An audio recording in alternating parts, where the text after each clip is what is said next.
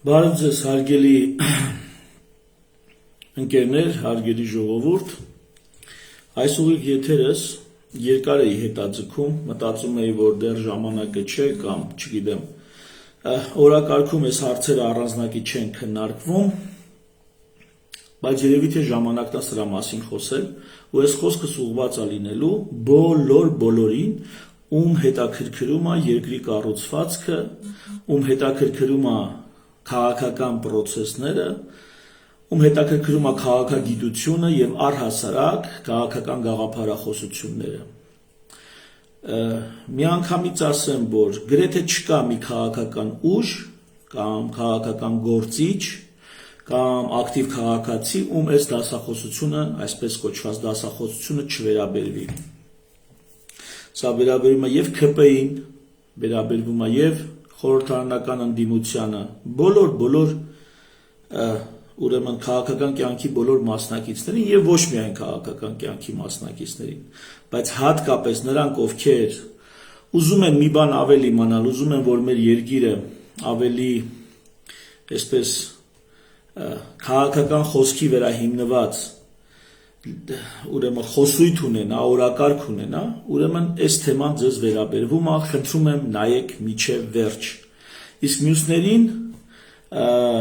ովքեր ավելի այսպես ազատ են իրենց քաղաքական կուսակցության չեն պատկանում, նախանձով ինչ-որ չեն մոտիվավորված, նրանց խնդրում եմ կիսել այս հաղորդումը, կիսեք թող հնարավորինս շատ մարդու, շատ քաղաքացիների այս տեսանյութը, այս դասախոսությունը հասնի, այնքան շատ մարդ սրա մասին իմանա։ Ուրեմն տեսեք, ես ներկայացնելու եմ երկրի կառուցվածքը։ Մինչև երկրի կառուցվածքը ներկայացնելը անատոմիական կառուցվածքը եւ դրանից բխող ֆունկցիոնալ առանձնահատկությունները։ Մինչև դա ներկայացնելը երկու բառ ասեմ ընդհանրապես ինստիտուտների մասին, հա։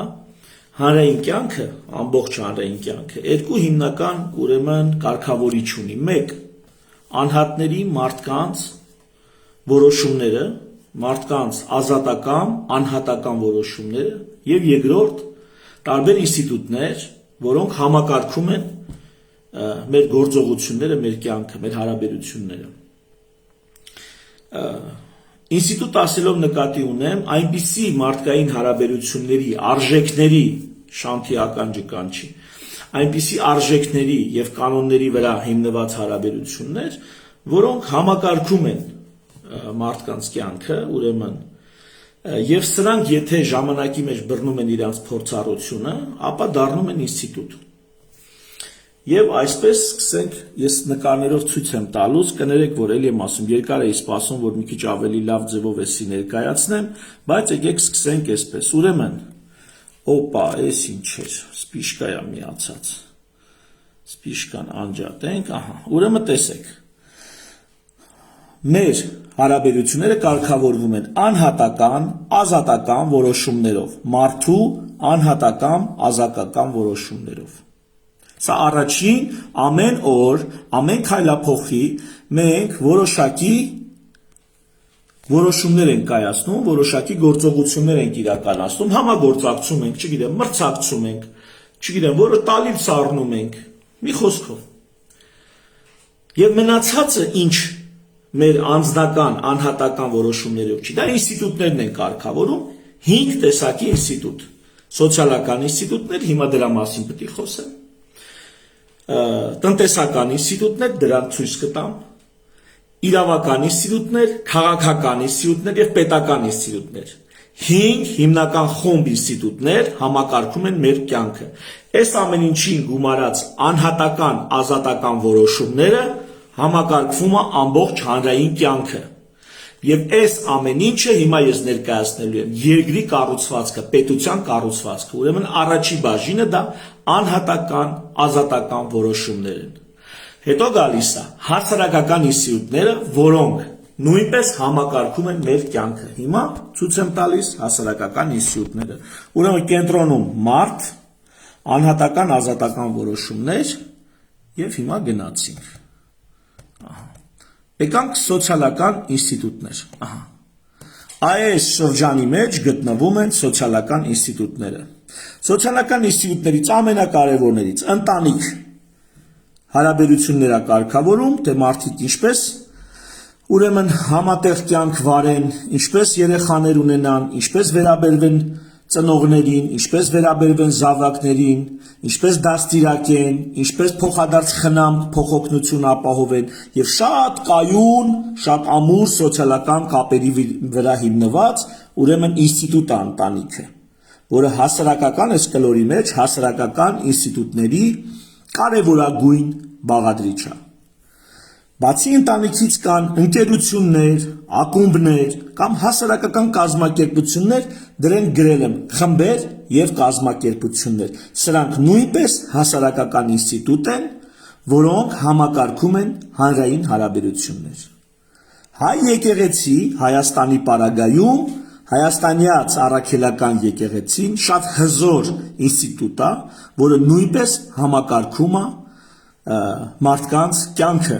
ծնունդ, կնունք, հարսանիք, թաղում, հոգեբանական աջակցություն, որոշակի բարոյախրատարական, արժեբանական ուղղությունների ուրեմն ցույց տալ եւ իդեպ, երբ որ ես սրանք ներկայացնում եմ, ես չեմ ասում, թե սրանք կատարյալ վիճակում են։ Ես ասում եմ, թե ինչ հանրային սոցիալական հիմնական ինստիտուտներ են մեր կյանքը կարգավորում։ Որքան այդ ինստիտուտները կայացած են, որքան այդ ինստիտուտները լավ են աշխատում, այնքան լավ է համակարգված մեր կյանքը։ Որքան այդ ինստիտուտները խարխուլ են, որքան այդ ինստիտուտները վատ են աշխատում, այնքան խարխլված է մեր կյանքը։ Ուրեմն ընտանիք առաջին կամ կարակ ընդունեք որպես ամենակարևոր խմբեր, դրանք ընկերություններ, բարեկամություններ, ակումբներ, չգիտեմ, հասարակական կազմակերպություններ, առանձին կարելի է վերցնել կրոնական կազմակերպություններ, որոնց մեջ առանձնահատուկ առանձնացնում եմ հայ առաքելական եկեղեցին, սահմանադրության մեջ էլ մեր սահմանադրության մեջ այդպես նշված է։ Այլ սոցիալական ինստիտուտներ, կրթություն, թե դպրոցը, թե բարձրագույն կրթությունը, սրանք սոցիալական ինստիտուտ են։ Եվ կրթությունը մեզանից անկախ կրթության պրոցեսը միշտ գոյություն է ունեցել որպես ինստիտուտ։ Ես մի օրինակ եմ միշտ բերում, հաճախ կրթություն ասելով մենք հասկանում ենք դպրոցը, որը պետության կողմից կազմակերպված է, կարծես թե կամ բուհերը, որոնք պետության կողմից են կազմակերպված, բայց կրթության մեջ միշտ օրինակ եմ բերում կրկնուսուցման ինստիտուտը։ Դա որն է։ Դա երբ որ ավարտական դասարաններում, բարձր դասարաններում երեխաները լրացուցիչ պարապում են իրենց ուսուցիչների կամ չգիտեմ դասախոսների մոտ եւ ձեռք բերելով համապատասխան գիտելիքներ ընդունվում են բարձրագույն ուսումնական հաստատություն, համալսարաններ կամ ինստիտուտներ, այսպես ասած կրթական իմաստով, հա, ընդունվում են բուհեր։ Այսօր բուհ ընդունվողների երևի 95%-ից ավելին կրկնուսուցման ինստիտուտի միջով է անցնում։ Դա այլևս մեր կյանքում կայացած իրողություն է։ Այսօր ավելին կրթական տարբեր կենտրոններ դպրոցին զուգահեռ կայանում են առանց պետության միջամտության։ Այս ամենը ինչ ես ներկայացնում եմ որպես ինստիտուտ, հլը պետական ինստիտուտները չեն։ Հլը սոցիալական ինստիտուտներն են, որոնք ինքնըստինքյան ձևավորում են եւ համակարգում են, կարգավորում են մեր կյանքը։ Եվ կրկնուսուցման ինստիտուտը առանց որևիցե մեկի հատուկ միջամտության ձևավորվել է։ Մարդիկ կրկնուսուցման ինստիտուտում աշխատում են, սովորում են, եւ ասում եմ 95%-ը բուհ ընդունվողների արդեն մի քանի տասնյակ տարի անցնում է կրկնուսուցման ինստիտուտով, եւ դա ոչ ոք հատուկ չի կազմակերպել։ Դա ստեղծվել է ինքնստինքյան։ Լավագույն ճանապարհը գտնվել է ինքնստինքյան։ Իմ ընկերը մի լավ օրինակ բերեց, երբ որ ուզում էի բացատրել, թե որն է ինստիտուտը, ասեց, տես, ինքը լավ օրինակով բացատրեց, ասեց, անտառում ոչ ոք հատուկ ասֆալտապատում չի անում, ոչ ոք հատուկ ճանապարհ չի գցում, բայց երբ որ գնում ես անտառ, տենում ես ինչ որ մի ճանապարհ կա, ինչ որ մի արահետ կա, որով ավելի շատ են գնացել եկել։ Եվ դա ամենահարմար ճանապարհն է տվյալ տեղամասով, տվյալ հատվածով անցնելու։ Այսինքն մարդիկ, չգիտեմ, կենդանիները, գյուղացիները, փայտահատները, անասնապահները տարբեր ճանապարհներ են փորձել անտառի ինչ որ տեղամասով անցնելու համար, բայց որևիցե մի տեղամաս եղել է ամենից հարմարը։ Եվ երբ որ գնում ես, տեսնես այդ տեղով ամենաշատն են գնացել եկել, եւ ձևավորվել է ինքստինքյան ձևավորվել է արահետ։ Ահա այդ արահետը մարդկային կյանքում այն արահետը, այսպես ասած, ճակերտավոր, որը կարգավորում է մեր հարաբերությունները, հենց կոչվում է ինստիտուտ։ Տվյալ դեպքում խոսք է գնում սոցիալական ինստիտուտների մասին եւ կրթությունը առանձին։ Գիտությունը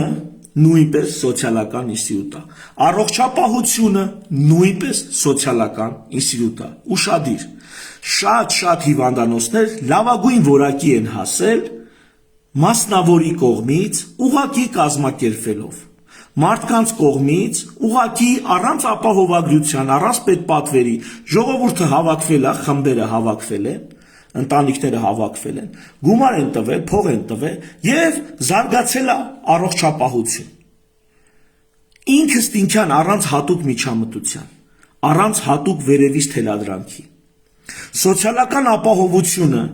որը այսօրվա դրությամբ օրինակ պետության կողմից է արվում, բայց եղել է ժամանակներ, որ արվել է օրինակ եկեղեցու կողմից, կամ կան հիմա որոշակի ֆոնդեր, որտեղ մարդիկ բարեգործություն են անում, գումար են հատկացնում, հանգանակում են որոշակի գումար, եւ այդ գումարով օրինակ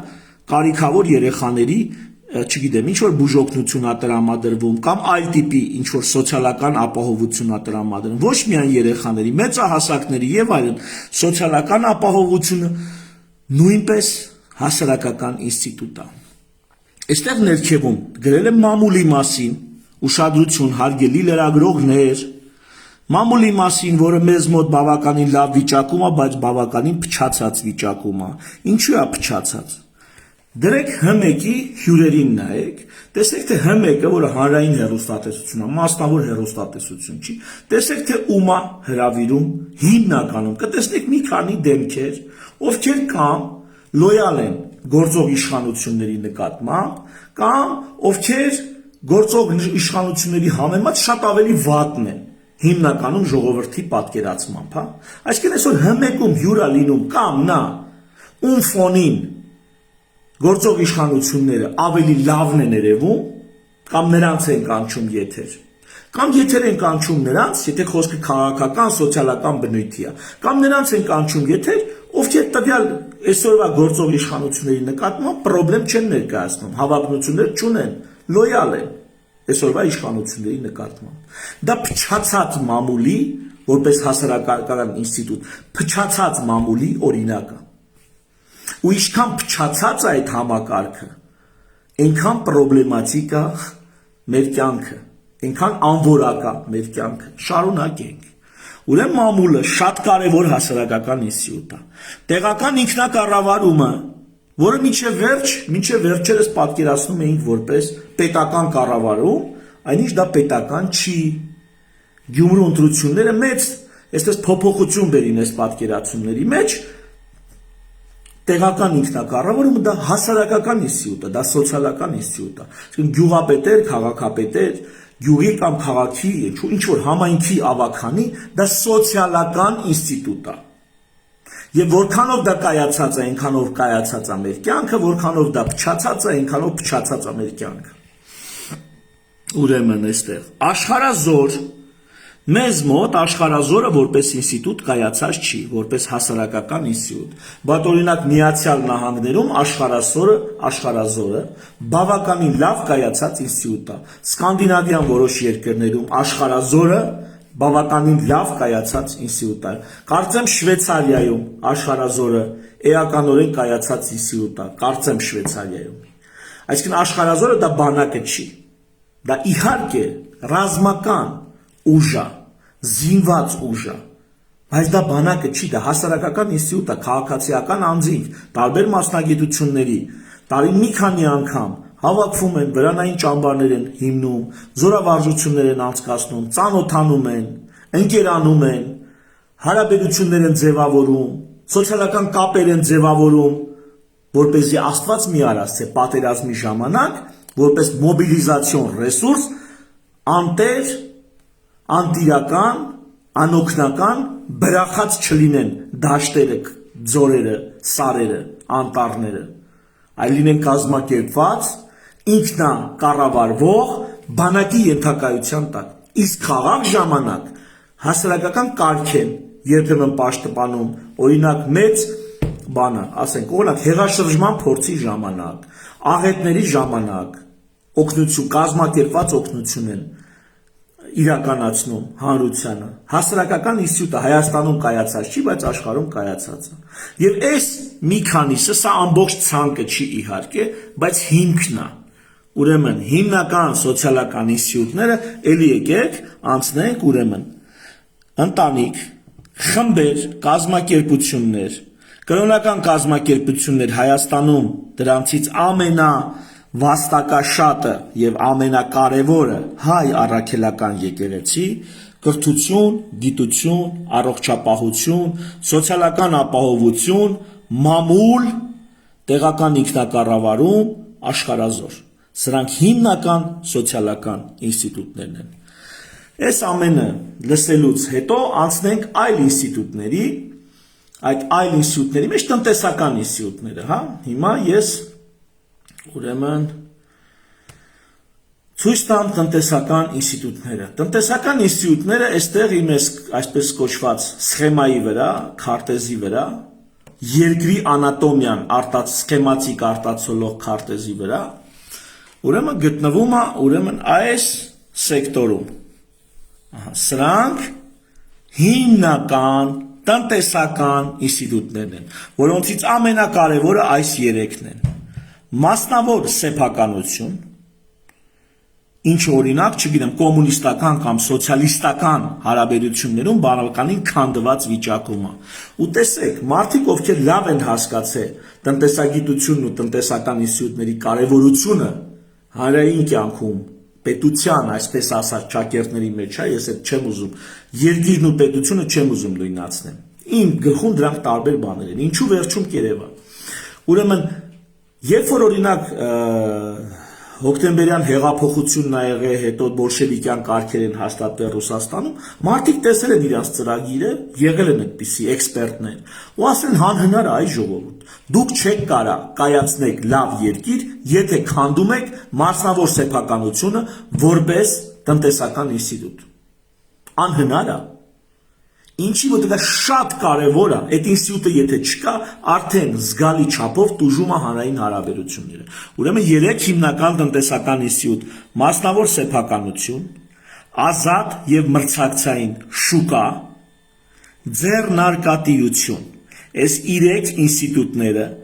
կարևորագույն տնտեսական ինստիտուտներն են, կարևորագույն։ Սրանց կայացվածությունը ապահովում է կայուն տնտեսական համակարգ երկրում եւ սրանց անկատարությունը ապահովում է անկատար տնտեսական համակարգ երկրում։ Մեզ մոտ մասնավոր սեփականությունը լուրջ վտանգի տակ է, ինչու, որովհետեւ դրանց զգալի մասը ձևավորվել է հատկապես հարուստների մոտ, ձևավորվել է զարտուղի ճանապարհներով եւ մեր այսօրվա գործող իշխանությունները 7-8 տարվա ընթացքում, 7 տարվա ընթացքում ոչ այդ մարդկանց դատեցին, ոչ խլեցին, ոչ էլ ասեցին համաներում։ Գնացեք այսօրվանից ապրեք օրենքի տառին համապատասխան։ Սա մի հատ առանձին մեծ թեմա է, բայց երբ որ մասնավոր սեփականությունը վտանգված է, կապ չունի ինչ պատճառով, ինչքան վեն պատճառով կամ ինչքան այսպես կեղտոտ պատճառով, դա կապ չունի։ Երբ որ մասնավոր սեփականությունը վտանգված է, կոմոդ տնտեսական ինստիտուտներից կարևորագույններից մեկը արդեն վտանգված է, կոմոդ չի լինելու լավ տնտեսական համակարգ։ Ազատ եւ մրցակցային շուկա, առանձնել մեր շուկան փոքր է, բայց ազատ եւ մրցակցայինը արդյոք էականորեն ազատ ու մրցակցային է, բայց ոչ ամբողջությամբ, ստեղ էլ կան խնդիրներ։ Իսկ ձեռնարկատիրությունը ընդհանրապես մեր ժողովրդի համար ձեռնարկատիրությունը որպես ինստիտուտ մի տեսակ ամոթ բան է։ Ինչի մասին է դա նոր բիզնես հիմնելու, աշխատատեղեր ստեղծելու, նոր աշխատատեղեր բացելու մասին է։ Սա է ձեռնարկատիրություն։ Երբ որ մարդը մեկը ռիսկի ենթարկելով իր ֆինանսական միջոցները, իր ունեցվածքը կամ բանկից վարկ վերցնելով բիզնես է դնում։ Նա կարա հաջողի, կարա ձախողի։ Նույնիսկ տաքսիստը, որ վերցնում է մի մեքենա ու սկսում է ինքը իր համար աշխատատեղ ստեղծել, այսինքն ինքնազբաղությունը, սա ձեռնարկատիրություն ինստիտուտի մաս է։ Եվ եթե այս ինստիտուտը լավ է կայացած, ապա երկիրը ծաղկում է տնտեսական առումով։ Եթե այս ինստիտուտը վատ է կայացած, ապա տնտեսական առումով երկիրը չի կարող ծաղկի։ Մեզ մոտ ինչ են ասում, ասում է վերցել է ինքը հարուստ է, հələ այդ կեղտոտին նայի, հավաքել է 100 հոգի, ամեն մեկին այսքան աշխատավարձ է տալի, ամբողջ այդ բիզնեսի եկամուտը դնում է իր գրպանը։ Մեր ժողովուրդը սենց է նայում, չի ասում, այ մատես ինչ լավ է, էսի հարուստ է, աշխատատեղ է ստեղծել, գործ է ստեղծել, բիզնես է ստեղծել, մեզ էլ կանչել է, մենք այնտեղ աշխատում ենք, որտեղ չես ուզում մի գնա, այդ աշխատավարձը ցածր է, մի աշխատի։ Քեզ ոչ ոք չի զորով ծեծելով տարի այդ աշխատանքի, չես ուզում մի գնա ընկեր։ Ճիշտ է, մենք ուզում ենք, որ լինի բարձր աշխատավարձ եւ այլն, բայց ձեռնարկատիրոջը դու չես կարող հակառակը պահանջես։ Աշխատաշուկան ունի իր գները, աշխատաշուկայի գներին համապատասխան մարդը վճարում է։ Աշխատաշուկան ազատ եւ մրցակցային շուկան է, որը պետքա հարգել, պետքա կայացնել այդ ինստիտուտը, որպես տնտեսական ինստիտուտ։ Եվ այսպես, եթե մենք ձեռնարկատիրությունը որպես ինստիտուտ հարգենք, թույլ տանք, որ դա կայանա, կլինի միայն բոլորիս համար լավ, երկրի հանրային կյանքի համար լավ։ Այլ տնտեսական ինստիտուտներ, օրինակ, կենտրոնական բանկը, իհարկե սա պետական մարմին է, բայց ինֆլյացիայի կարգավորում, որոշակի վտանգներից շուկայի, չգիտեմ, ապահովում, որոշակի դեպքերում իրականացնում է։ Ընդհանրապես բանկային համակարգը, ապահովագրական համակարգը, այստեղ տեսեք պարտադիր չի, որ ինքը ամբողջությամբ լինի տնտեսական ինստիտուտի մաս, ինքը կարող լինի սոցիալական ինստիտուտի մաս, օրինակ ապահովագրական համակարգը, դա այստեղ սոցիալական ապահովության հետ ինչ որ ընդհանրություններ ունի, այնպես որ ապահովագրական համակարգը թե սոցիալական ինստիտուտ է, թե միևնույն ժամանակ տնտեսական ինստիտուտ է։ Ընդհանուր գանձարանը հարկեր, այսինքն միտեղ, այսպես ռուսերեն ավելի ժարգոնով կոչվում է общак, կամ, չգիտեմ, համայնքը ունենում է իր ընդհանուր գանձարանը, որտեղից տարբեր ֆոնդեր, որոնք էլի կարող լինեն ընդհանուր գանձարան, եւ վերջին հաշվով պետական գանձարանը կարող լինի ընդհանուր գանձարան, որտեղ բոլորը որոշակի գումար են տալիս, որոշակի չափով փող են տալիս, դրանց մեջ է նաեւ հարկերը, հա, դա կարող լինի հարկերի տեսքով, կարող լինի հանգանակությունների տեսքով, եւ այդ ընդհանուր գանձարանից այս բոլորի հարաբերությունները կարիքի դեպքում սպասարկվում են, կամ ոչ կարիքի դեպքում, ինչ որ ընդհանուր ծրագիր են իրականացնում, էլի ընդհանուր գանձարանից է գնում այդ գումարը։ Այսպիսով այս սեկտորում ես ցույց եմ տալիս հիմնական տնտեսական ուրեմն ինստիտուտները։ Հիմա գնանք ուրեմն իրավական ինստիտուտներին, հիմնական իրավական ինստիտուտները, հանրային կյանքը կարգավորող։ Տեսեք, սրանցից ոչ մեկը բացառապես պետական չի։ Հələ կգանք դրան, էլի, ասեն զուտ պետականության հարցին դեռ կգանք։ Եվ այսպես այստեղ իրավական ինստիտուտներն են, որից առաջինը ես կասեի պայմանագիրը կամավոր եւ գիտակցված։ Կամավոր եւ գիտակցված պայմանագիրը դա կարևորագույն իրավական ինստիտուտ է։ Ինչի մասին է խոսքը։ Եթե երկու հոգի ձեռի տվին ու ասեցին, այսինչ բանի շուրջ մենք պայմանավորվածություն ենք ձեռք բերել, ապա կոպիտ ասած, մեռնելով էլ լինի, պիտի քո խոստացածը կատարես։ Պայմանը պահես։ Պայմանագիրը, եթե քո ժողովրդի մեջ, քո մշակույթում, իդեպ առանձին մշակույթ չեմ առանձնացրել, որտեղ այս ամենը ընդհանրապես ապրելու մշակույթ է, մի հատ մեծ մշակույթ է։ Պայմանագիրը կարևորագույն ինստիտուտ է, իրավական, կամավոր եւ գիտակցված։ Դա կարող լինի բանավոր պայմանավորվածություն, կարող լինի գրավոր պայմանավորվածություն, դա նույնիսկ կարող լինի այսպես դու եկել ես ինձնից ենթադրենք այս օրինակ էլի շատ եմ բերում մեղր առնելու, ես ասում եմ հարցնում եմ մեղրը ինչ արժի, նշանակում է ես չեմ կարող վառած շաքարը կեղծեմ եւ մեղրի տեղ վաճառեմ, որովհետեւ այստեղ խոսք է գնում պայմանագրի մասին, մարդը եկել է մեղր առնելու, պայմանագրի մի կողմը ասում է ես մեղր եմ ուզում, նա էլ ասում է մեղրը ես մեղր եմ ծախում, արժի այսքան։ Եթե նա խափում է դրա դիմաց վառած շաքար է տալիս, կեղծած մեղրը, ապա դա պայմանագրի ինստիտուտի ուրեմն ոտնահարումը, նա փչացնում է պայմանագրի ինստիտուտը, պայմանագրի ինստիտուտը հայ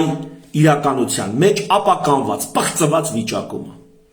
Ցանկացած ռեմոնտ անող մասնագետի, ցանկացած շինարարի, ես չեմ ասում հլը պրարաբների, նրանց հետ մի քիչ ուրիշ է գործը, ոչ թե բիզնեսմեն, ով գալիս է իր շինարարական բրիգադով, այլ ինչ որ մի շինարար եկել է, ռեմոնտ պիտի անի, խոսում ես, քանի օրում կտաս իմ ենթադրենք բնակարանը վերանորոգած կամ չգիտեմ, այս ինչ բանը վերանորոգած։ Ասես 5 օր, 10 օրից մոտավորապես կտա։ Ասեց կանեմ այս գումարով, կեսից ասում այս գործը ոնց որ ավելի թանկ է նստում, փողի փոխում է։ Համաձայնվես կշարունակի գործը, չհամաձայնվես կխռովի կթողի կգնա գործը կիսատ։ Նշանակում է չկա ինչ, չկա պայմանագրի ինստիտուտ։ Խոստացել ես պիտի անես։ Այսի մեր իրականության մեջ չկա։ Խիստ խաթարված է։ Հետևաբար մեզ մոտ իրավահարաբերությունները արդեն իսկ այս ինստիտուտի չկայացվածությամբ խիստ խաթարված են։ Շուկայում անսահման կեղծիք, սկսած մսից, մթերքից, պարենից, նույնիսկ գործարանների կողմից արտադրող կատնամթերքից, չգիտեմ, կեղծիք, անverջ կեղծիք, դա պայմանագիր ինստիտուտի խաթարված վիճակն է, որպես իրավական ինստիտուտ։ Եվ եթե այս իրավական ինստիտուտը խաթարված է, չի կարող քո երկրում կյանքը լավը լինի, պիտի դու, նա, մյուսը, յուրաքանչյուրս ջանքեր գործադրենք պայմանագրի, կամավոր եւ գիտակցված պայմանագրի ինստիտուտը կայացնելու համար։ Այլ կարևորագույն ինստիտուտ վեճերի դատական եւ արբիտրաժային լուծումը։ Սա ինչ ինստիտուտ է։ Սա երբ որ ունենք տարաձայնություն, ունենք վեճ, իրար հետ բանակցելով լեզու չենք գտնում, ընդհանուր հայտարարի չենք գալիս, դիմում ենք երրորդ կողմին, դատարանի կամ արբիտրաժային ինչ որ մի հոգու, որը արբիտրաժի դեր է խաղում։ Դա կարող լինի նույնիսկ տվյալ գերդաստանում ավագը, երկու հոգի, երկու հորեղբոր տղա վիճում են, լեզու չեն գտնում, դիմում են երրորդ կողմին։ Երրորդ կողմն էլ պարտավոր է որպես արբիտրաժ, չակերտավոր դատավոր, արդարամիտ լուծում տա այդ վեճին։ Եթե ժողովուրդը սովոր է արբիտրաժային կամ դատական կարգով վեճերի լուծման, իրավական այս ինստիտուտը կայացած է, այդ ժողովուրդը ծաղկում է։ Եթե ի վիճակի չի նման ճանապարհով վեճերը լուծել, ինչ է լինում դանակահարություն, սպանություն, խռովություն, իր գլուխը ջարդել, վեճեր խռովել, դեստրուկտիվ հարաբերություններ։ Հետևաբար կարևորագույն իրավական ինստիտուտը, որը պիտի կայացած լինի եւ այդ արբիտրաժի դատավորի կողմից կայացած եւ մարդկանց կողմից կայացած, ովքեր վեճը իրար գլուխ ջարդելու փոխարեն կդիմեն երրորդ կողմին, նույն օրինակ քրեական աշխարհում կա այդպիսի բան, դիմել երրորդ կողմին, որովհետեւ դա իրավական ինստիտուտ է, համայնքի իրավական ինստիտուտ է, անկախ նրանից դա փարավոնների Եգիպտոսն է, մի քրեական աշխարհի ինչ որ կոնֆլիկտ է, թե պետական կամ երկրի հետ տեղի ունեցող ինչ որ հարաբերություններ են, անկախ դրանից երրորդ կողմին դիմելը որպես վեճի կարգավորման մեխանիզմ իրավական կարևորագույն ինստիտուտ է։ Այլ իրավական կարևորագույն ինստիտուտ է մարդու իրավունքների պաշտպանությունը, հակակոռուպցիոն մշակույթը, սա առանձնահատուկ եմ նշել, որովհետև կոռուպցիայի դեմ պայքարը որոշումներով, հրամաններով, օրենքներով չի լինում։ Տվյալ համայնքը պետք է իր մեջ ունենա կոռուպցիայի նկատմամբ ատելություն, կոռուպցիայի նկատմամբ անհանդուրժողականություն։ Եթե տվյալ համայնքը սովոր է ծանոթ բարեկամ, ընկեր, աղբեր մեխանիզմներով, մաղարիչով բանով հարց լուծել, ոչ մի օրենք, որոշում, հրաման, ոստիկան, չգիտեմ ինչ, այս հարցը չի լուծի։ Ոչ մի վերևից եկող հրահանգ այս հարցը չի լուծի։ Պետք է ժողովուրդը կրի իր մեջ հակակոռուպցիոն մշակույթ։ Եվ ամենակարևոր, ուրեմն,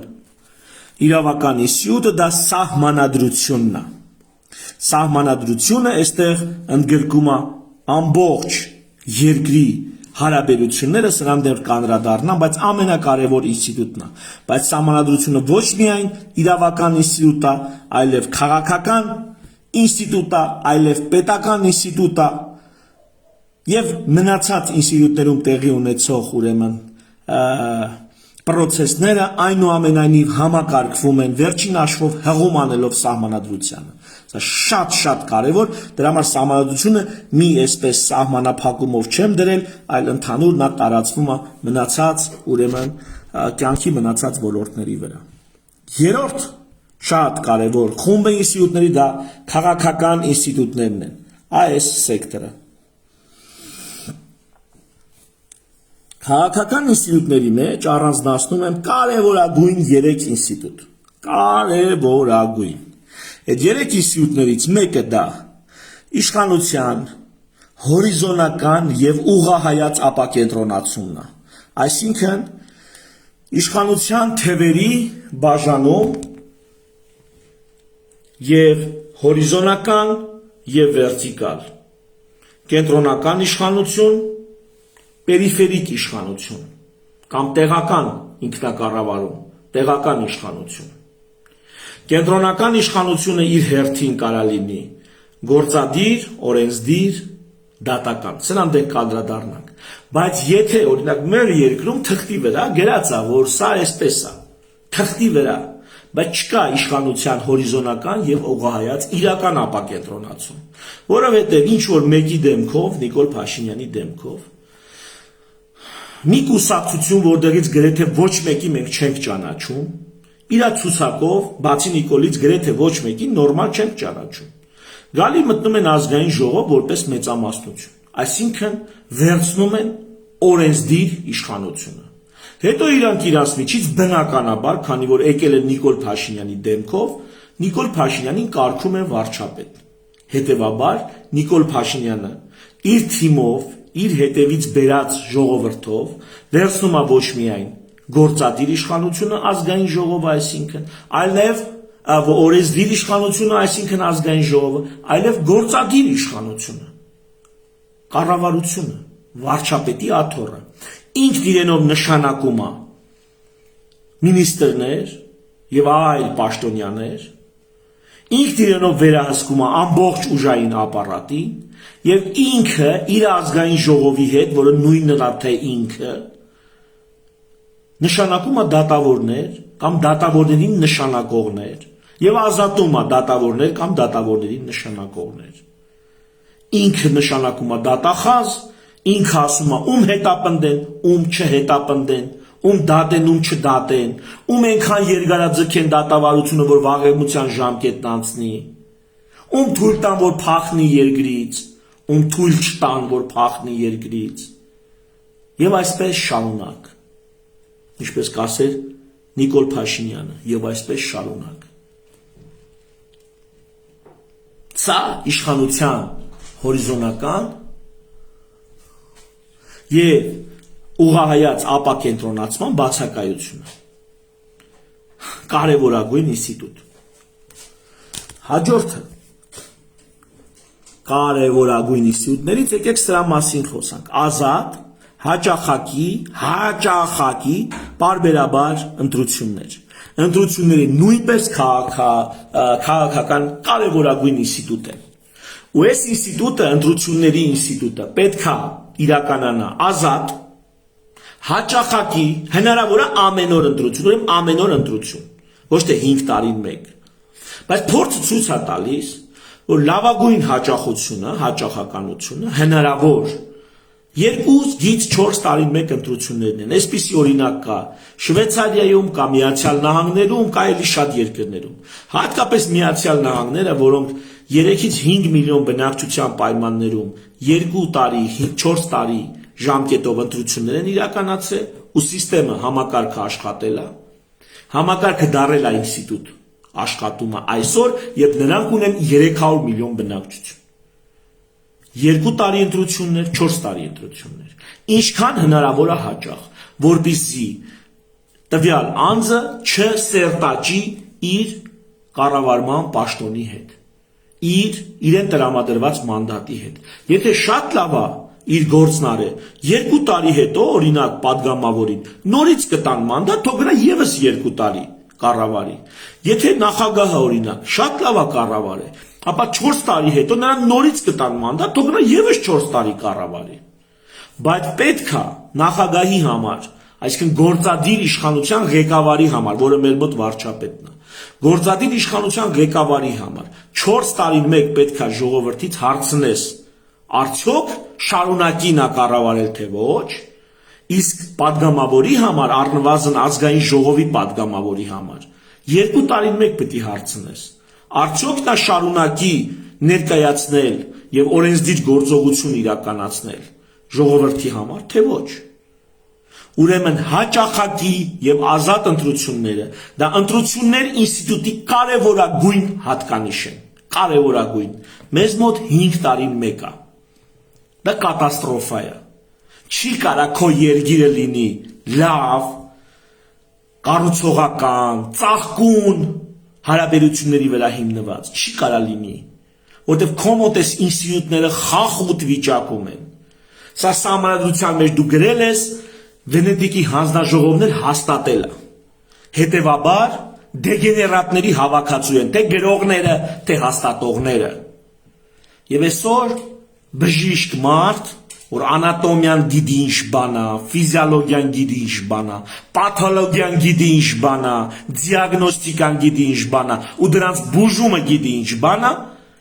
եկել է այս հարցերում փնտրում է պրոբլեմների արմատները, հիմքերը, եւ սա է պրոբլեմի հիմքերը։ Ազատ, հաճախակի եւ պարբերաբար, սա էլ է կարևոր։ Արտահերտ, դա լուծում չի, դա կատաստրոֆա է։ Պետք է լինի պարբերաբար։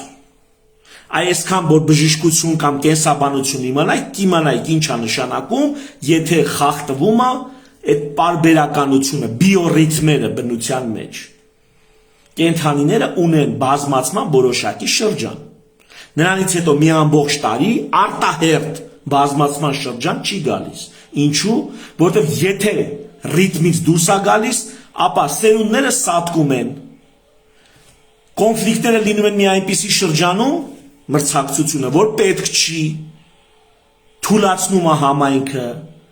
կենսունակության վրա է ազդում տեսակի։ Տվյալ դեպքում խոսքագնում քաղաքական տեսակի մասին։ Դա ազդելու է քաղաքական կենսունակության վրա։ Հետևաբար, ընտրություններ ինստիտուտը որպես կարևորագույն քաղաքական ինստիտուտ պետք է լինեն ազատ, այնքան հաճախակի, որ արդյունավետությունը չկորի, կառավարման արդյունավետությունը, եւ պարբերաբար։ Եվ այդ պարբերականությունը, ռիթմիկությունը պետք է պաշտպանել։ Եվ երրորդ կարևորագույն քաղաքական ինստիտուտը դա քաղաքական ազգն է։ Ինչ է նշանակում քաղաքական ազգ։ Սա նշանակում է պետականորեն կազմակերպված մի ժողովուրդ, որը մասնակցում է իրեն վերաբերվող քաղաքականությանը։ Ոչ թե նստում է տունը, ասում է ես ընտրությունների չեմ գնա, հարց չկա, չես գնա։ Ինչի չես գնա, որովհետև թեկնածու չկա արժանի, դու դիր քո թեկնածությունը, հավաքվի քո ընկերների հետ, դիր քո թեկնածությունը, ներկայացրու մարդկանց այլընտրանք, գրքեր կարդա, դասախոսություններ լսի, լուրերին հետևի, միջազգային փորձը ուսումնասիրի, կան բազմաթիվ մանավանդ անգլերեն լեզվով, ես օրինակ անգլերեն լեզվով, ռուսերեն Yandex-ով թարգմանված բազմաթիվ դասախոսություններ կան, որոնք շատ լավ երկար բարակ բացատրում են։ Այնպիսի բաներ են բացատրում, թե մի քիչ դու պետք է մտածես։ Ու վերջը գալիս ես այն եզրահանգման, թե որտեղ ինչն է սխալ։ Ընձուղտի անատոմիան, եթե չունեցավ տվյալ կենդանին, հա, կոգորդիլոսը չի կարա ընձուղտի պես բարձր ծառերի եւ վերևի ճյուղերից սնվի։ Կոգորդիլոսի անատոմիան ստեղծված է կոգորդիլոսի կենսակերպի համար։ Ընձուղտի անատոմիան ստեղծված է ընձուղտի կենսակերպի համար։ Հետևաբար այդ դեմոկրատական եք ուզում ասեք, չգիտեմ, հզոր երգիր եք ուզում ասեք, ինքնիշխան եք ուզում ասել, ինչ ուզում եք ասեք, դա անատոմիա պետք է ունենա որոշակի։ Եթե այդ համակարգը, որպես մեծ ինստիտուտ երկիրը, պետությունը, որպես մեծ հսկայական մի համակարգ ինստիտուտ չունի որոշակի կառուցվածք, նրանում եղած պուճուր ավելի փոքր ինստիտուտները համակարգերը չեն աշխատում լիարժեք որակով, չի լինելու լավ երկիր։ Ում ուզում եք հանեք պաշտոնից, ում ուզում եք դրեք դրա փոխարեն, ում ուզում եք, ոչինչ չի փոխվելու։ Համակարգային խնդիր սա է, համակարգային չի մեր խնդիրները, ինստիտուցիոնալ է մեր խնդիրները։ Արդեն 30 տարի խնդիրները շարունակվում են, ես ասել չէ, թե համակարգը սերնդների փոփոխության արդյունքում շարունակում է պահել իր կենսունակությունը, դա արդեն պարզապես համակարգ չի, դա ինստիտուտ է։ Հիմա մեր պարագայում պրոբլեմներն են ինստիտուցիոնալիզացված։ Կադրերը փոխվում են, պրոբլեմը չի փոխվում։ Հետևաբար դու ունես արդեն պրոբլեմի ինստիտուտ, ինչը պետք է քանդես, պետք է լուծես, լուծումների ինստիտուտ առաջարկելով։ Մի խոսքով, քաղաքական հիմնական 3 ինստիտուտները դա իշխանության հորիզոնական եւ ուղղահայաց ապակենտրոնացումն է, ազատ, հաճախակի եւ պարբերաբար ընտրություններն են եւ քաղաքական ազգն է։ Պարուր Հայրիկյանը եւ Գարեգին Միսկարյանը կասեին ինքնորոշված ազգը, կամ Մանվելը Սարգսյան կասեին ինքնորոշված ազգը, ինձ տենց է թվում, իրանք տենց կասեին։ Քաղաքական ազգն է։ Եվ այսքանից հետո, երբ որ այս բոլոր ինստիտուտները խոսացինք ու քննարկեցինք, նոր գալիս ենք պետական ինստիտուտներին։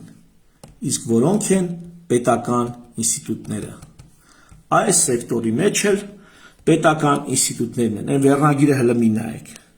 Եվ այսպես պարլամենտ, պետական ինստիտուտ, գերագույն խորհուրդ եւ ազգային ժողով, երկպալատ, պարլամենտ։ Ինչու երկպալատ, եթե հարցեր ունենաք սիրով կպատասխանեմ, բայց պարտադիր երկպալատ պարլամենտ։ Նախագահ, գործադիր եւ դատական իշխանություն։ Գերագույն դատարան, մեր դեպքում դա վճռաբեկն ու սահմանադրական դատարաններն են, երկու մասի է բաժանած, մի խոսքով գերագույն դատարան։ Ուրեմն հիմնական ինստիտուտները պարլամենտ, գործադիր իշխանություն եւ դատական իշխանություն։ Պլյուս իրավապահ համակարգ, ստեղ մտնում է ոստիկանությունը իր 100 ու մի այնտեղ տարբեր ուրեմն իրավապահ ծառայություններով, ԱԱԾ-ով, մյուսով եւ բանակ։ Այս 5 պետական հիմնական ինստիտուտներն են։ Պետական հիմնական ինստիտուտ չի առողջապահության նախարարությունը, պետական հիմնական ինստիտուտ չի կրթության նախարարությունը, պետական հիմնական ինստիտուտ չի ռեմոնտի նախարարությունը,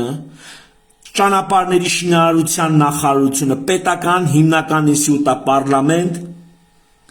ուրեմն գործադիր, դատական իշխանություն, իրավապահ համակարգ բանակ։ Պետության անելիքը սա է։ Օրենքներ գրել, կազմակերպել պետական մասշտաբով կյանքը, արտաքին հարաբերություններ, անվտանգություն, դատական իշխանություն եւ վերահսկել ներսում, որպեսզի դաղալություն օրինախախտում չլինի։ Պետական համակարգի ինստիտուտների գործը չի գնալ դպրոցում, կախիչները թափ տալ կամ ցնցուղը բանում լոգարանում վերցնել ինչ որ մարզասրահի եւ ստուգել արդյոք ցնցուղը էժանա թե թանկ, դա պետական ինստիտուտների ֆունկցիան չի, կախիչը լավ է ամրացրած թե չէ, դա պետական ինստիտուտների ֆունկցիան չի, պետական ինստիտուտների ֆունկցիան երկրի սահմանների անձեռնմխելիությունը ապահովելն է, տարածքային ամբողջականությունը ապահովելն է, իրավապահ համակարգի գործունեությունն է, քաղաքացու իրավունքների աչքի լույսի պես պաշտպանությունն է, օրենքներ գրելն է եւ դատական իշխանությունը կատարյալ իրականացնելն է։ Սա է պետական ինստիտուտների գործը, այն մնացածը վերաբերում են այլ ինստիտուտների։ Հիմա, սակայն, տեսեք այստեղ, հիմա ես սխեման մեծացնեմ, այսինքն հեռացնեմ, տեսեք, հիմա նայեք, այս հիմնական սխեման է, որտեղ կրկնեմ, կենտրոնում մարդու ազատական, անհատական, ազատական որոշումներն են եւ կարգավորող ինստիտուտները։ Ամբողջ երկրի կյանքը սենց է կարգավորվում։ Կենտրոնում սոցիալական ինստիտուտներն են, հասարակական ինստիտուտները, տնտեսական ինստիտուտներ, իրավական ինստիտուտներ, քաղաքական ինստիտուտներ եւ պետական ինստիտուտները մի փոքր էս ամեն ինչից մի փոքր փոկված։ Այստեղ հարաբերությունները ինքնակարգավորումով են իրականանում։ Պետությունը ստեղ չպետք է խառնվի պետական ինստիտուտները։ Պետական ինստիտուտները ստեղ խառնվում են միայն այն դեպքում, եւ տվյալ ինստիտուտում կա խնդիր, որը տեղի մակարդակով չի լուծվում։ Օրինակ, ընտանիքում մարդը կնգան ծեծում է, կնիկը մարդուն դանակահարում է, այդ դեպքում ընտանիք ինստիտուտին պիտի միջազմտի պետական ինստիտուտ իրավապահ համակարգ։ Մամուլում կաշառքով հոդված են գրում, չգիտեմ, ցեխ են շպրտում, կեղծ լուրեր են տարածում, ինչ որ բանի։ Մամուլին խոպետությունը իրավունք չունի, չէ՞ միջամտելու։ Բայց եթե մամուլում հանցագործություն է տեղի ունենում, ապա իրավապահ համակարգը պիտի միջամտի։ Կամ հակառակը, մամուլում տվել են մեկի գլուխը ջարդել են փողոցում, մեկը ինչ որ մեկը ցուցարար կամ քաղաքացի լրագրողի նկատմամբ ոտնձգություն է թույլ տվել, ելի պիտի միջամտի։ Այսինքն բոլոր այն դեպքերում, երբ որ այս ինստիտուտները աշխատում են կատարյալ, ոչ մի միջամտություն չպետք է լինի պետական ինստիտուտների կողմից։ Պետական ինստիտուտները միջամտում են այլ ինստիտուտների աշխատանքին միայն այն դեպքում, եթե տվյալ ինստիտուտը չի կարողանում ինքը իրենով, ինքնակարգավորումով հարցը լուծել։ Օրինակ, սոցիալական ապահովության ինստիտուտ։ Մարդիկ այնքան հանգանակություն, ֆոնդերում այնքան փող չեն տալիս, որ օրինակ թոշակով ապահովեն կամ ընտանիքներում մարդիկ այնքան փող չեն կարողանում աշխատել, որ իրենց ենթադրենք հասակավոր ծնողներին կարողանան ամբողջությամբ ապահովել ֆինանսով։ Այդ դեպքում ինչ է լինում, պետական ինստիտուտը խառնվում է սոցիալական ապահովությանը, կամ գիտությանը, կամ առողջապահությանը, կամ կրթությանը, մի խոսքով, կամ կենտրոնական բանկը որպես տնտեսական ինստիտուտ, այստեղ է իրականում պետական մարմինը, կենտրոնական բանկը խառնվում է շուկային երբ որ շուկան չի կարողանում լուծել ճգնաժամային ինչ-որ իրավիճակ։ Իսկ ճգնաժամային իրավիճակներ լինում են։ Տարերքներ, աղետներ, կրիզիսներ, տնտեսական կրիզիսներ, պատերազմներ եւ այլն։ Մեծ ներգաղթ, չգիտեմ, արտագաղթ, ինչ ասես կարա լինի։ Ու ահա երբ որ այս ինստիտուտները, որոնք թվարկեցի, չեն կարողանում իրենց հիմնական կարգավորիչ ֆունկցիան իրականացնել, կախված խնդրի մասշտաբներից կամ առանձնահատկություններից, ապա պետական ինստիտուտները միջամտում են, օրինակ գործադիրը միջամտում է տվյալ հարցի լուծման համար։ Եվ սահմանադրությունը որպես իրավական ինստիտուտ, քաղաքական ինստիտուտ եւ պետական ինստիտուտ ծածկում է ամբողջ հարաբերությունների սպեկտրը, ամբողջ հարաբերությունների սպեկտրը ծածկում է սահմանադրությունը, որը մեր դեպքում, մեր երկրում թերի է։ Այս սխեման մի բառով կոչում է ազատական ինստիտուցիոնալիզմ կամ ազատակարգություն, որտեղ պետությունը չի միջամտում այնքան ժամանակ, մինչև տվյալ խնդիրը իր առանձնահատկություններից կամ մասշտաբներից ելնելով հնարավոր չի լուծել սոցիալական, իրավական, քաղաքական եւ տնտեսական ինստիտուտների միջոցով եւ մարդկանց անհատական ազատական որոշումների միջոցով։ Եթե հնարավոր չի լուծել, ապա միջամտում է պետական ինստիտուտը, բայց միջամտում է սահմանադրության սահմաններում, բացառապես սահմանադրության սահմաններում։ Հարգելի ժողովուրդ, հարգելի ունկնդիրներ, կարծում եմ ոչ մեկիդ պագոնները չի լինի, անկախ նրանից քաղաքագետ եք, դիվանագետ եք, չգիտեմ, միջազգայնագետ եք, հումանիտար ուսակցապետ եք, ով եք, ոչ մեկիդ պագոնը չի լինի, խնդրում եմ լսեք էսի։ Մի քիչ երկար մտածեք սրա մասին։ Ինտուիտիվ շատերը սա պատկերացնում էին, բայց այսպես ամբողջական, համակարգված, միտեղ հավաքած, կարծում եմ դեռ չէիք հանդիպել։ Դժվար թե։ Միգուցե այս կառուցվածքում որոշակի կողմերի համաձայն չլինեք, դեմ չեմ։ Այստեղ ամբողջը չի ներկայացված, կան էլի բազմաթիվ ինստիտուտներ, որ այստեղ հիշատակված չեն, բայց ես ուզում եմ, որպեսզի մենք հասկանանք, թե երկիրը ինչպես է իր հարցերը լուծում։ Եվ եթե որևիցե մի ինստիտուտում կա դեֆեկտ, պետք է տվյալ ինստիտուտում դեֆեկտը վերականգնվի, շտկվի, դեֆեկտը լուծվի։ Եվ դու չես կարա վարչապետ փոխելով, ազգային ժողով փոխելով, բանակը կայացնելով այդ հարցերը լուծես։ Չես կարա։ Ամեն ինստիտուտ իր գործը ունի։ Ազատ եւ մրցակցային շուկան, եթե դու չես կարողանում կայացնես, պիտի մտնի, չգիտեմ, իրավապահ համակարգը կամ գործադիրը, ինչ որ ձև պիտի մտնի, կամ կենտրոնական բանկը, որ պահին կայացավ, ինքը պիտի հետ քաշվի։ Ինքը հետ է քաշվում։ Միջազգային փորձ եք ուսումնասիրում, չգիտեմ ինչ եք անում, լսեք։ Սրանից լավ բան չեք գտնելու։ Ինչքան էլ միջազգային փորձը ուսումնասիրեք, հարգելիներս։ Եվ սահմանադրությունը այս ամբողջը կարգավորող կարևորագույն փաստաթուղթն է։ Սա հասարակարգն է, առհասարակ հասարակարգն է։ Ստվերային պետությունը, ստվերային կառավարություն, լսել եք sense բան։ Այդ թափանցումը այն ինստիտուտների մեջ, որոնք փչացած են, ու ինքը օկուպացնելով տվյալ ինստիտուտը սկսում է ինքը տեղ ուրեմն գաղտնի ձևով գործունեություն իրականացնել։ Սրա կարևորագույն պայմանը նաև են, որ սա թափանցիկ է ու բոլորի աչքի առաջ։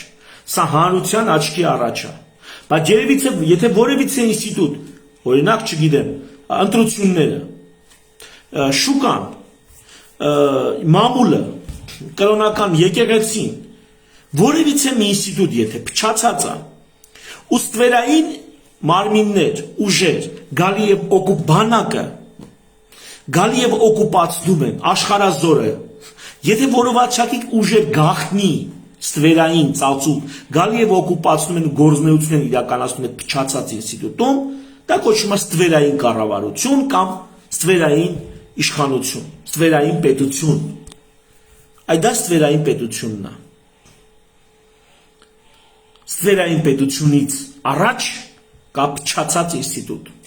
Հիմա մենք տեսեք, ամեն մեկը ձեր անալիզն արեք, վերլուծությունն արեք, թե որն է այստեղ սահմանադրությունից բռնած մեր մոտ փչացած է, եթե ուզում եք ճիշտ իմանալ։ Շատ ինստիտուտներ այստեղ մեր մոտ փչացած են։ Այս կամ այն չափով հիվանդ են։ Այս ինստիտուտները պետք է խելքի բերել։ Մինչև մենք այս ինստիտուտները խելքի չբերենք, օրինակ, բժշկական կազմակերպությունները, ասոցիացիաները ահռելի գործ ունեն առողջապահություն ինստիտուտը կարգի բերելու հարցում։ Բայց ինչ են անում։ Նստած մենք բժիշկներս ասում ենք դե առողջապահություն նախարարությունը թողեն անի, ոչ։ Առողջապահությունը դա նախ եւ առաջ սոցիալական ինստիտուտ է, պետական ինստիտուտ չի։ Պետությունը դե մասնակցում է այնքան, ինչքան տվյալ տեղում դու չես կարող այդ հարցը լուծես։ Բայց եկեք տեսնենք, մենք բժիշկներս փորձել ենք ու չի լուծվել։ Օրինակ, որակյալ բժշկություն լինի, գործելակարգերով, ուղեցույցերով աշխատեն, ապացուցողական բժշկության վրա հիմնված լինեն հետազոտություններն ու նշանակումները։ Հա, մենք դա արել ենք ու չի ստացվել։ Չէ, մենք դա էլ չենք արել։ Նույնը գյուղատնտեսության մեջ կարելի է ասել, նույնը արտադրության մեջ կարելի է ասել, նույնը IT-ի մեջ տեղեկատվական տեխնոլոգիաների մեջ կարելի է ասել։ Մենք այդ սովետական փդած մոտեցումով գալիս ենք, իսկ որն է սովետական փդած մոտեցումը, որ այս բոլոր ինստիտուտները ինքնահոսի սենց, ինչքանով կաշխատեն, թողա մնացածը պետությունը անի։ Չէ, այ ընկեր։ Դու պիտի անես։ Դուք պիտի անեք։ Կախված նրանից, թե որ ինստիտուտում է ձեր հիմնական գործունեությունը։ Մեկի հիմնական գործունեությունը սոցիալական ինստիտուտներում է, մեկինը տնտեսական ինստիտուտներում է, մեկինը քաղաքական, մեկինը իրավական։ Գնացեք եւ ամեն մեկը ձեր տեղում ձեր անելիքն արեք։ Այնքան լավ արեք, որ պետության միջամտության կարիքը չլինի։ Եվ եթե դուք տեսնում եք, որ երգիրը երգիր չի, կամ եթե տեսնում եք, որ էշի երգիր է, ուրեմն իմացեք, դա չի վերաբերվում միայն պետական ինստիտուտներին։ Այդ պետական ինստիտուտներից կրկնում եմ, միայն մեկն է, գործադիրի ինստիտուտն է, որ Նիկոլն է նստած։ Եվ պարլամենտում էլ նստած են Նիկոլի ցուցակով եւ Քոչարյանի ու Սերժի ցուցակով։ Բայց մնացածը օթից լուսնից են իջել, մարսիանիններ են, հա, այլմոլակայիններ են, մենք ենք։ Ամեն մեկս մեր տեղում ստեղ անելիք ունենք ու լուրջ անելիք։ Եվ այն ինստիտուտները, որոնք քանդված են, պետքա դրանք վերականգնել։ Այդ հին փդած սովետական մոտեցումը, որ մենք նստենք թո պետությունը գանի, տենց չի լինելու։ Հարգելիներս, ավելին ասեմ, սրանով է հենց բացատրվում, թե ինչի օրինակ Չինաստանը լինելով կոմունիստական կուսակցության ձեռը, տեսեք, որ արևմուտքն ինչ ասում, արևմուտքն ասում է, սա շատ կարևոր է, այ որ դեմոկրատիան, ընտրությունները, հա, արդար ընտրությունները, այ բոլոր հարցերի լուծումն է, ոչ, դեմոկրատիան ընդհանրապես քաղաքական ինստիտուտներից մեկն է ապահովում, մեկը, մնացած ինստիտուտները եթե կայացած չեն, սրանով ոչինչ չես փոխի, ոչինչ, ու զարմանում են, այ մարդ Չինաստանում դեմոկրատիա չկա, բայց տենց հզոր երկիր է, որտեղ գործադիր իրա տեղում է, չգիտեմ, պարլամենտը իրա տեղում է, որոշում դատականը իրա տեղում է, իրավապահը իրա տեղում է, բանակը իրա տեղում է, ու այս տնտեսականին տվին ազատություններ, սա էլ կայացավ, այսինքն շուկա, մասնավոր սեփականություն, ձեռնարկատիրություն, այս ինստիտուտներն էլ Չինաստանում պակասում, սա էլ արեցին, սոցիալական ինստիտուտները տեղում են, քաղաքական ինստիտուտները իրանք ձևով են անում, այսինքն երկիրը որպեսզի զարթնի, ծաղկի հզորանա, հեչ պարտադիր չի, որ մի ինստիտուտի կատարյալությունը դա ապահովի, ոչ, մի ինստիտուտի կատարելությունը ընդհանրապես մի ինստիտուտի կատարելությունն է, եւ մնացած ինստիտուտների քանդված, քայքայված, անկատար լինելը բերում են ամբողջ երկրի քայքայված, քանդված, անկատար լինելուն, հարգելիներս, խնդրում եմ, ինչքան հնարավոր է այսի տարածեք, թող մարդիկ տենան պատկերացնեն ինչի հետ գործ ունենք մենք որտեղ ենք գտնվում,